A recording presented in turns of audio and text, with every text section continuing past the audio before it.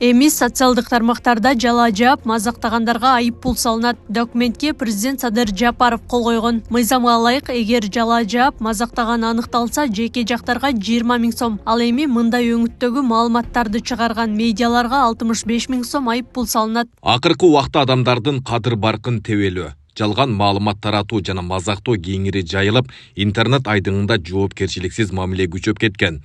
Бул өзгөртүүлөр ар бир жарандын абийирин коргоого, маалыматтык коопсуздукту камсыздоого жана адеп ахлакты сактоого багытталган.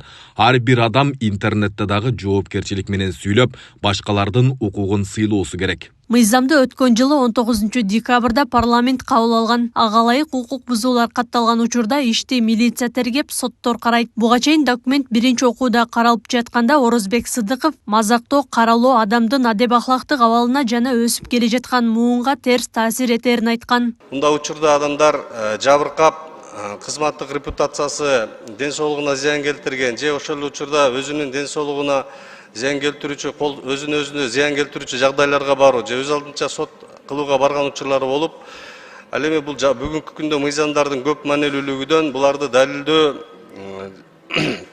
аларга чара көрүү түйшүктүү болгондуктан ушул укук бузуулар киргизип жатат. Ал эми жалпы дүйнөлүк практикада айтып кетсек, биз укук бузууларга киргизип жатабыз. Европа, Франция, Германия, Бельгия жана АКШда дагы бул кылмыш жаза жоопкерчилигине кирет, жана ошондой эле жарандык тартипте да моралдык зыянды да келтирүүгө болот. Биздин кошуналарга келсек, Казакстанда укук бузуу административдик укук бузуу болуп саналат, Өзбекстан, Тажикстан жана Россияда кылмыш жаза жоопкерчилиги болуп саналат. Коомчулукта бул мыйзам долбоору боюнча түрдүү кайчы пикирлер орун алып, документ сөз эркиндигин чектейт дегендер да болгон. Бирок мыйзам тескерисинче такталбаган, туура эмес маалыматтардын жайылышын бөгөттөйт деген пикирлер айтылууда. Кыргызстанда сөз эркиндиги деп эле, демократия деп эле, мындай башка чабып чектен ашып кеткен жагдайлар буга чейин орун алып келатат да. Ага баардык коомчулук күбө мисалы. Менин оюмча туура эле болуш керек, анткени мына эми чындап ушул маалыматты тактап,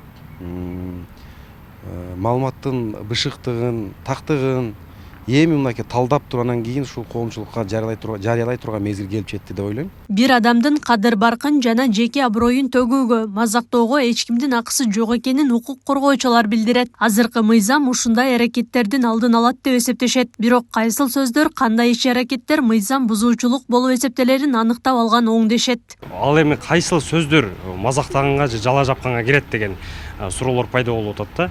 Ошол учурда бүгүнкү күндө ал эми мазактаганга киргенби, кирген эмеспи дегенге бул эми экспертизага жөнөтүп, ошол языковая экспертиза деп коет, ошого жөнөтүп, анан жоопкерчиликке тартылыш керек болуп калат да. Ошол жактары бир аз кыйынлык жаратышы мүмкүн. Туура эмес жала жабып айткан болгон учурда дагы ошол экспертиза жок, кайсыл ушул мазактаган сөзгө киреби, кирбейби деп туруп, жоопкерчиликтен бошотулуп качып кетиши мүмкүн. Документке өлкө башчысы Садыр Жапаров 27 январда кол коюп, эркинтоо гезитине 31 январда чыгарылган. Документ расмий жарыялангандан 10 күндөн кийин күчүнө кирет.